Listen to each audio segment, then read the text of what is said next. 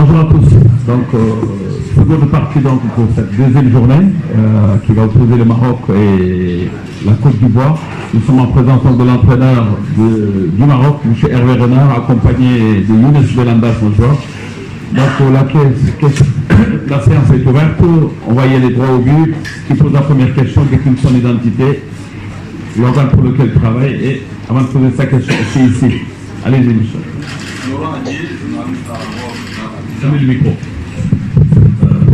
Alors, coach, en l'espace de 10 ans, vous êtes devenu la bête noire du football ivoirien, avec 4 victoires en 4 matchs face aux sélections nationales. Alors, même si au passage vous avez donné une canne en 2015, quel est votre secret face aux équipes ivoiriennes? Merci.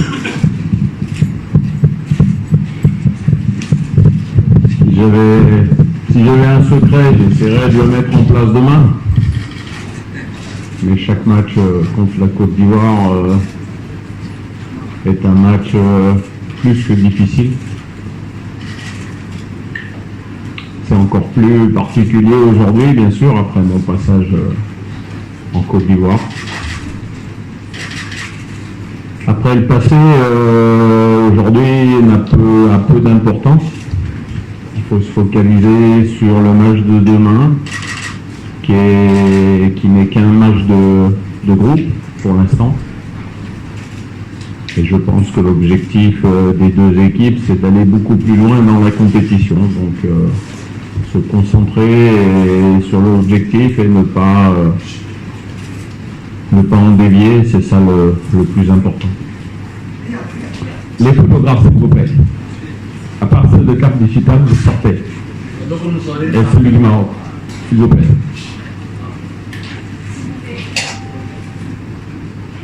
Ok, c'est bon. Un jeune, s'il vous plaît, le micro.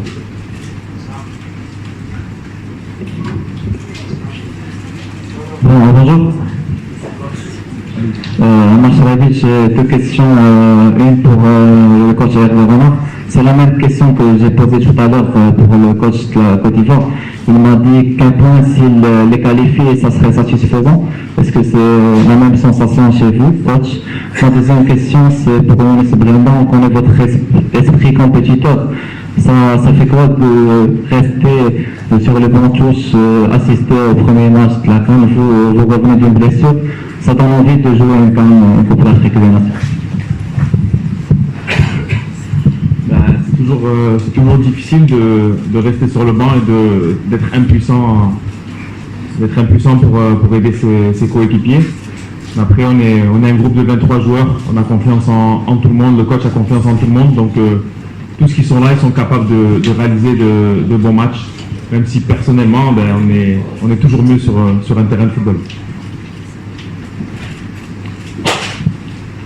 Comme je l'ai dit dans ma réponse précédente, le plus important c'est la qualification. Bien sûr, c'est toujours ou souvent préférable de terminer en pole position. Mais parfois on ne choisit pas, surtout dans une confrontation de haut niveau en Afrique comme celle de demain. Donc soyons prêts, les Ivoiriens seront prêts.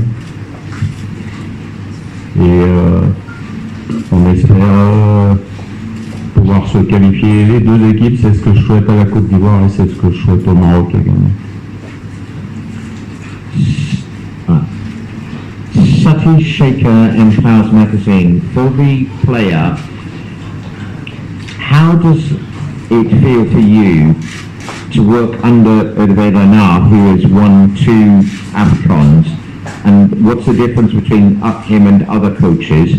And to Hervé, the last match you complained about the lack of water breaks. This has happened again in a couple of other matches.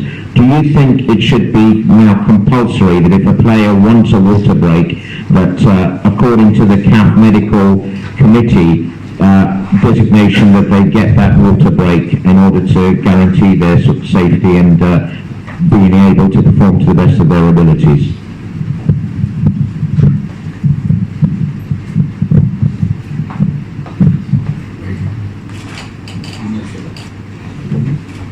C'est toujours un plaisir de travailler avec lui. fait maintenant presque 3 ans et demi. On a vécu des choses magnifiques. Ça fait presque 10 ans moi que je suis en sélection. Et il n'y a pas eu que des hauts. Et pendant 3 ans et demi qu'il a été là, il y a eu beaucoup de hauts. Et voilà, on peut que l'en remercier. Le football marocain peut le remercier, les journalistes, le peuple. Il y a beaucoup de gens qui sont ingrats dans le pays et qui reconnaissent pas ça. Et voilà, faut être reconnaissant de ce qu'on a parce que ça n'a pas été toujours facile en équipe nationale. Et quand ça marche, il faut être avec. Faut pas essayer de détruire, faut pas essayer de critiquer, de mettre des mauvaises ondes comme on a eu. Moi j'ai eu beaucoup l'habitude de ça, donc voilà, faut être reconnaissant. Concerning yes, I spoke about it after the game against Namibia. I'm not a doctor. I didn't do a license of doctor, but I'm just listening the players. And I think this is the most important, because the players are the most important in one competition, and you can ask to them, they need to drink at 25 minutes because it was so hot, especially at 4:30 p.m. It will be a little bit better at 19, but still the weather is very hot, so I think it's necessary. This is my opinion. Monsieur Hervé, Ahmed Baqil, Ahmed Salim Rebia, est-ce que la blessure de Khalid Boutayeb a perturbé la préparation de votre tactique pour le prochain match contre le Côte d'Ivoire?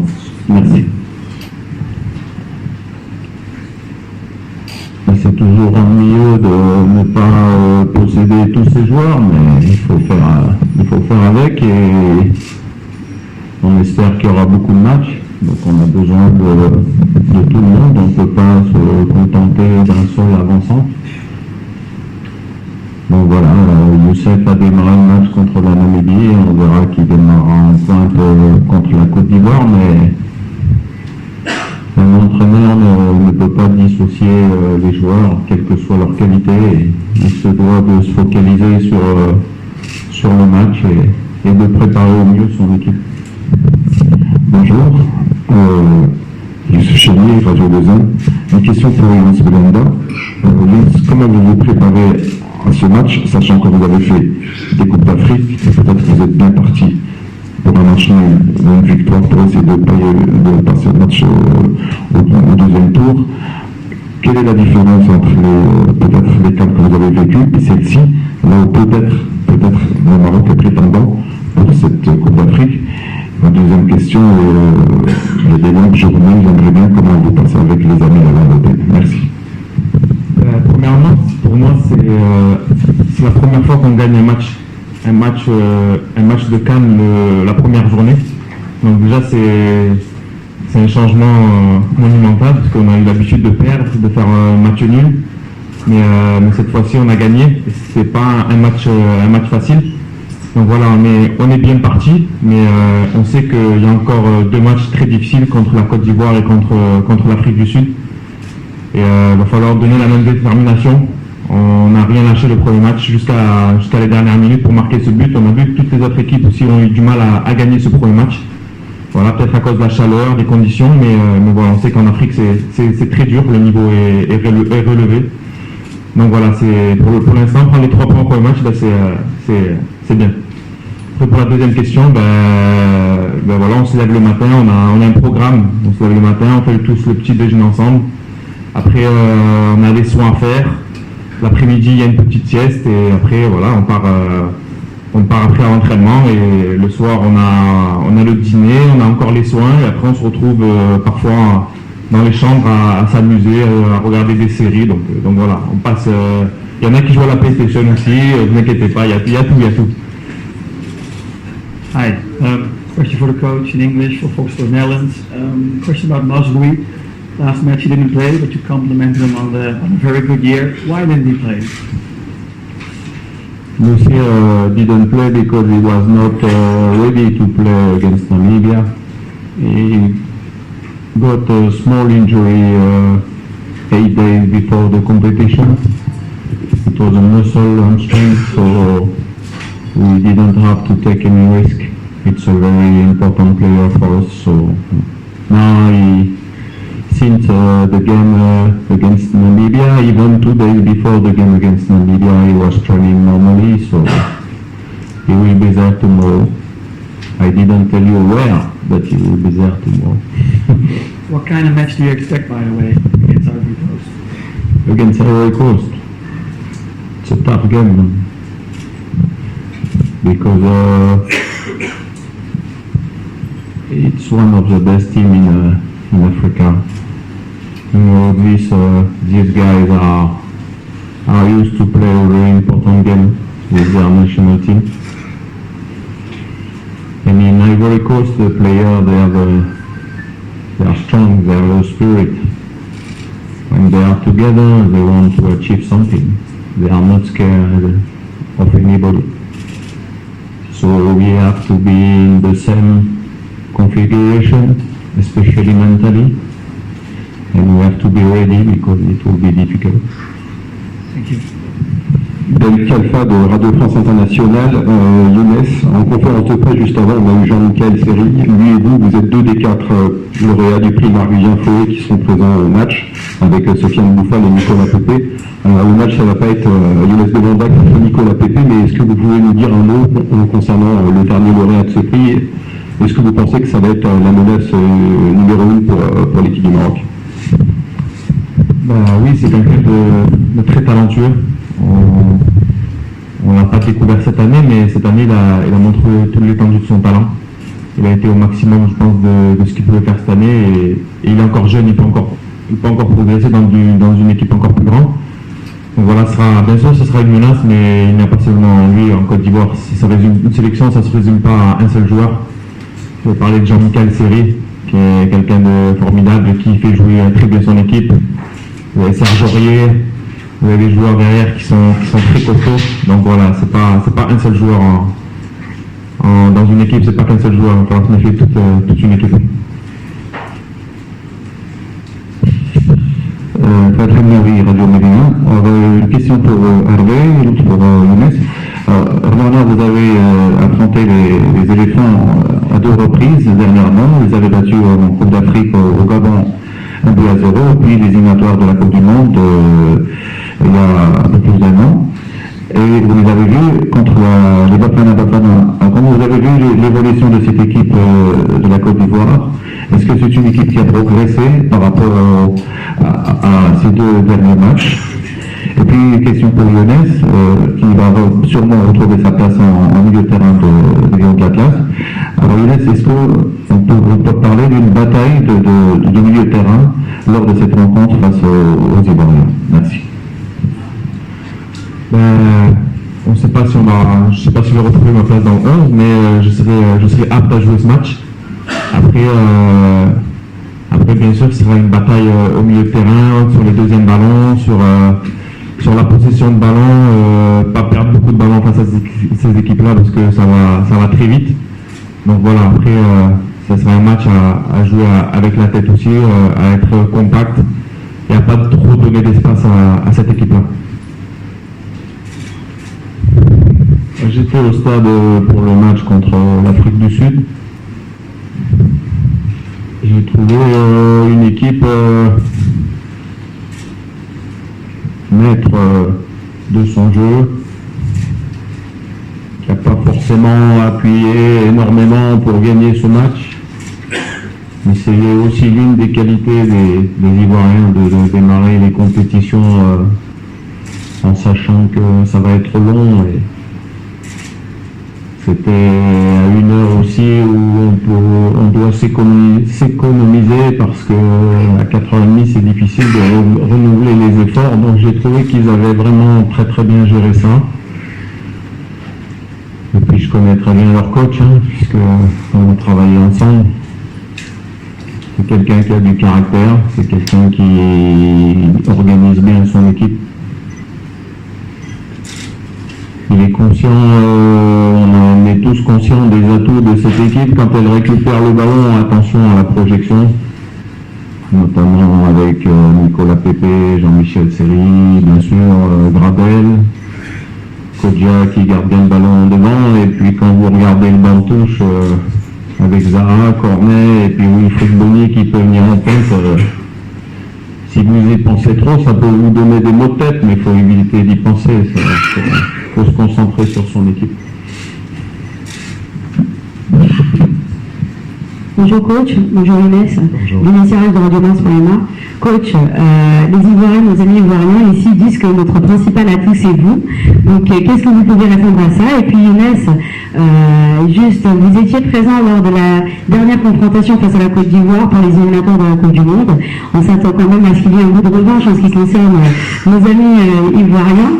Donc est-ce qu'on peut dire que cette rencontre de demain sera la même pratiquement que celle qui s'est déroulée le 11 novembre 2017 à Abidjan? Merci beaucoup. Tout d'abord, on se connaît très bien entre joueurs. Nous, les Ivoiriens, les Marocains, on s'est affrontés sur les terrains de Ligue 1, il y en a en Angleterre. Donc voilà, c'est surtout de la fierté de montrer que qu'on est capable de rééditer de nous ces performances-là, surtout qu'on a gagné chez eux à Abidjan. Il y en a qui oublient aussi le match nul qu'on a fait ici contre eux chez nous, parce qu'ils parlent toujours des deux confrontations de la CAN et pour les qualifications de la Coupe du Monde. On a fait un match nul contre eux aussi à domicile. Donc voilà, il ne faut pas sous-estimer cette équipe, c'est une équipe très forte. Mais tout le monde a sa fierté, donc voilà, on sera prêts nous demain déjà pour cette rencontre.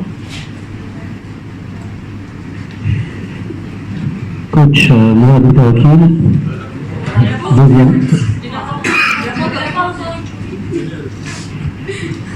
Je pensais que vous aviez oublié. Non, l'atout du Maroc, c'est pas moi. Moi, j'ai la chance d'être le sélectionneur du Maroc, avec des joueurs de qualité. Après, j'essaye de faire partout où je passe de mon mieux, avec mes convictions. J'ai eu dans ma carrière la chance d'entraîner cette équipe de Côte d'Ivoire. Donc voilà,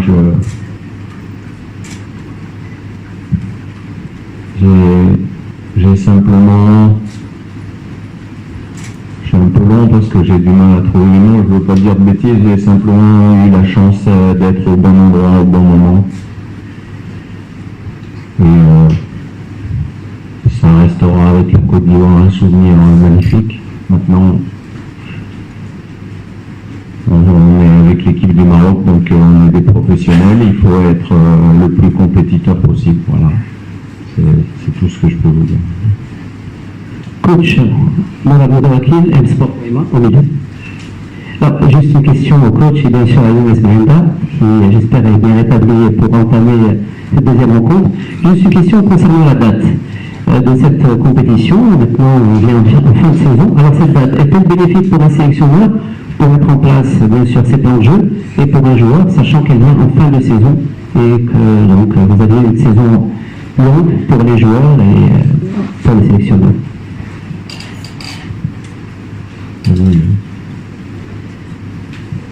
Coach et joueurs.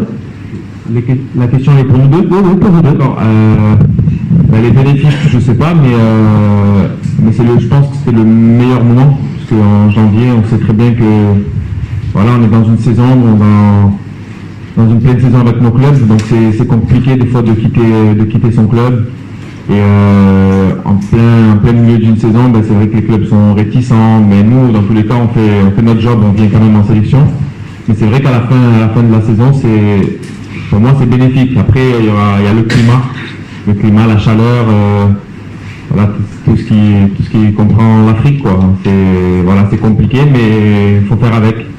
On finit une saison, donc on a encore, je pense, les gens pour faire cette compétition et dès qu'on finira après cette compétition, on ira en vacances comme voilà tous les continents, que ce soit quand c'est l'Euro, que ce soit la Coupe d'Amérique ou Et voilà, je crois que c'est bénéfique. Après, il y a la chaleur, mais bon, on essaie de s'y accommoder. Pour les sélectionneurs, Pour nous, c'est la meilleure période. Déjà parce que les clubs ne mettent pas de pression. Et ça, c'est au mois de janvier, c'était compliqué pour avoir les joueurs pour débuter les stages de préparation. Ceux qui évoluaient en Angleterre avec le Boxing Day à des dates pendant Noël, tout ça, c'était compliqué. Donc c'est vraiment la meilleure date que la CAF pouvait trouver. Après, je l'ai déjà expliqué la dernière fois, si vous faites une CAN en Afrique du Sud au mois de janvier, il va faire un bon, et si vous la faites au mois de juin, il fera un peu froid. Donc voilà, les périodes en Afrique, le continent est tellement grand que ça varie. Donc il faut s'adapter. Et la seule chose que je regrette, c'est qu'on puisse programmer des matchs à 4h30. Et après, je sais qu'il y a des impératifs télévisuels, commerciaux, dans lesquels les entraîneurs ne rentrent pas, mais je pense que ça aurait été mieux de faire les matchs un petit peu plus tard, déjà pour le spectacle, et puis pour penser aux joueurs, parce que ceux qui auront la chance d'aller jusqu'au bout, ça fera 7 matchs, et 7 matchs c'est beaucoup.